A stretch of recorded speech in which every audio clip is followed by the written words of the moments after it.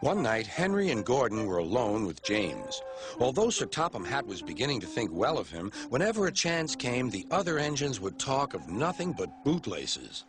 "Remember when they had to use a bootlace to get you out of trouble, James?" they would tease. James tried to get back by talking about Henry, who got shut up in a tunnel, and Gordon, who got stuck on a hill, but they wouldn't listen. "You talk too much, little James," said Gordon. "A fine, strong engine like me has something to talk about. I'm the only engine who can pull the express. When I'm not there, they need two engines. Think of that. I've pulled expresses for years and have never once lost my way. I seem to know the right line by instinct." Every wise engine knows that the signalman sets the switches to make the engines run on the right tracks. But Gordon was so proud he had forgotten. "Wake up, James," said Gordon next morning. "It's time for the express. What are you doing? Odd jobs? Oh, well, we all have to begin somewhere, don't we? Run along and get my coaches. Don't be late." James went to get Gordon's coaches. They were all shining with new paint.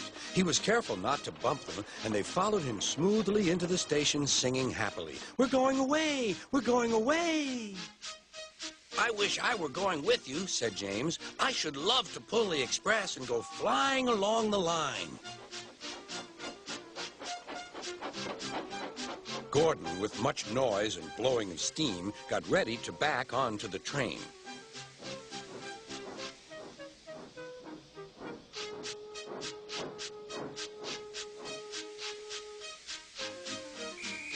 Sir Topham Hatt was on the train with other important people, and as soon as they heard the conductor's whistle, Gordon started.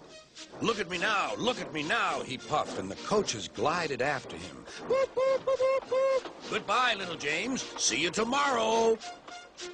James watched the train disappear and then went back to work.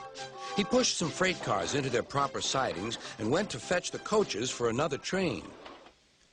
James had just brought the coaches to the platform when he heard a mournful noise. There was Gordon trying to sneak into the station without being noticed. "Hello, Gordon. Is it tomorrow?" Gordon didn't answer. He just let off steam feebly. "Did you lose your way, Gordon?" "No, it was lost for me. I was switched off the main line onto the loop. I had to go all round and back again." "Perhaps it was instinct," said James. All the passengers were shouting at the ticket window, "We want our money back." Sir Topham Hatt climbed onto a cart and blew the conductor's whistle so loudly that they all stopped to look at him. Then he promised them a new train at once. "Gordon can't do it. Will you pull it for us, James?" "Yes, sir. I'll try." So James was coupled on and everyone got in. "Do your best, James," said Sir Topham Hatt. Come along, puffed James. "You're pulling us well, you're pulling us well," sang the coaches. "Hurry, hurry, hurry," puffed James.